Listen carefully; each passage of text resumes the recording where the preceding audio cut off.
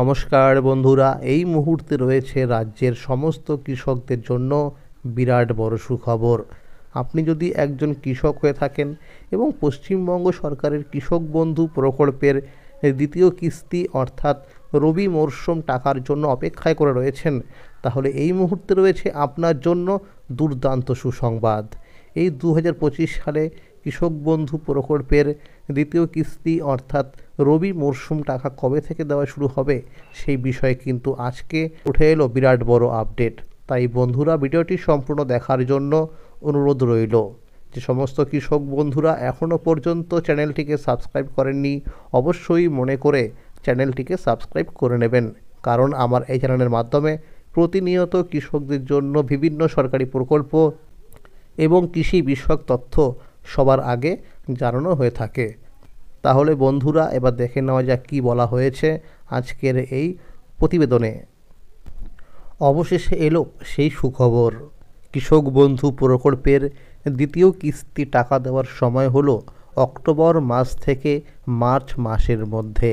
এবার রবি মরশুমের দ্বিতীয় কিস্তি টাকা ছাড়ার কাজ অফিসিয়ালিভাবে শুরু হয়ে গেছে। সবচেয়ে বড় সুখবর হলো এইবার আর আগের মতো কৃষকদের টাকার জন্য দীর্ঘ অপেক্ষা করতে হবে না।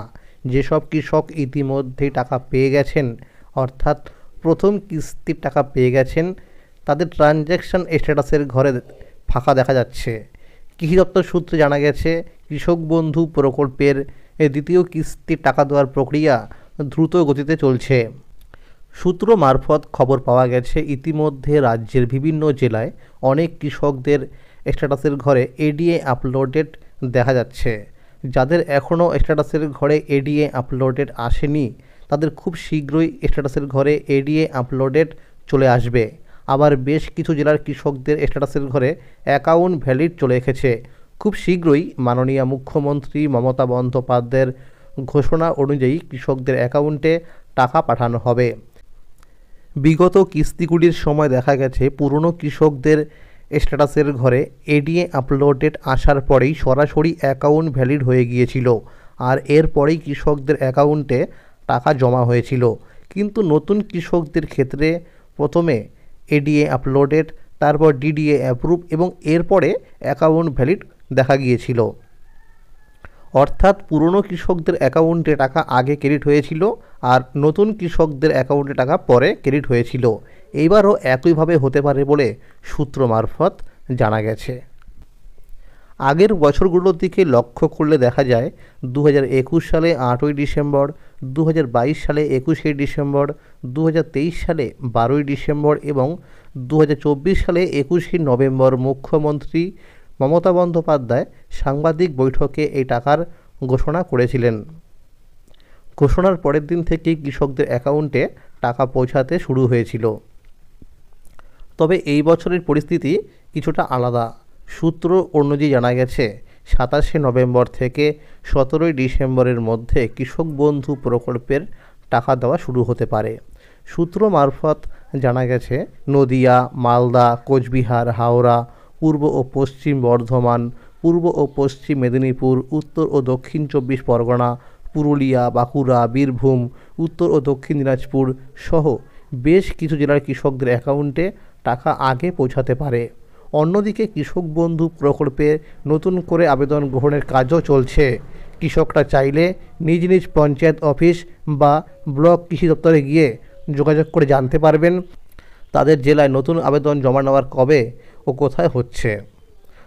তো বন্ধুরা, এখনও পর্যন্ত যারা কৃষক বন্ধু প্রকল্পে আবেদন করতে পারেননি, তারা কিন্তু কৃষি অফিসে অথবা পঞ্চায়েত অফিসে গিয়ে যোগাযোগ করে নেবেন। 2025 সালের প্রথম কিস্তির টাকা 29শে জুলাই থেকে দেওয়া শুরু হলেও কিছু কৃষকের অ্যাকাউন্টে টাকা পৌঁছাতে দেরি হয়েছিল। কৃষি অফিস থেকে জানানো হয়েছে, যাদের স্ট্যাটাসের ঘরে অ্যাকাউন্ট ভ্যালিড দেখা যাচ্ছে কিন্তু টাকা আসেনি, তাদের নথিপত্র যাচাইয়ের কাজ শেষ হলেই এই চলতি নভেম্বর মাসের মধ্যে টাকা পাঠানো হবে। যাদের স্ট্যাটাসের ঘরে ট্রানজ্যাকশান সাকসেস দেখা যাচ্ছে, তারা টাকা পেয়ে গেছেন। অর্থাৎ বন্ধুরা, যে সমস্ত কৃষকরা প্রথম কিস্তির টাকা সময় মতো পাননি, তাদের কিন্তু পরবর্তী সময় টাকা দেওয়া হয়েছে। তো এখনও কিন্তু টাকা দেওয়া হচ্ছে। তো সেই সমস্ত কৃষকদের স্ট্যাটাসের ঘরে কিন্তু ট্রানজ্যাকশান সাকসেস দেখা যাচ্ছে, যারা টাকা পেয়ে গেছেন।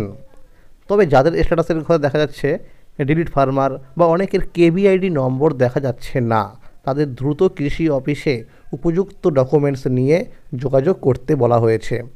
একইভাবে যাদের স্ট্যাটাসের ঘরে আধার নম্বর নেই, তাদের কৃষি অফিসে গিয়ে আধার লিঙ্কের কাজ করাতে হবে। যেসব কৃষক মোবাইল নাম্বার বা ব্যাংকের অ্যাকাউন্টের নাম্বার পরিবর্তন করতে চান, তারা নিকটস্থ কৃষি দপ্তরে গিয়ে ফর্ম পূরণ করে আপডেট করতে পারবেন।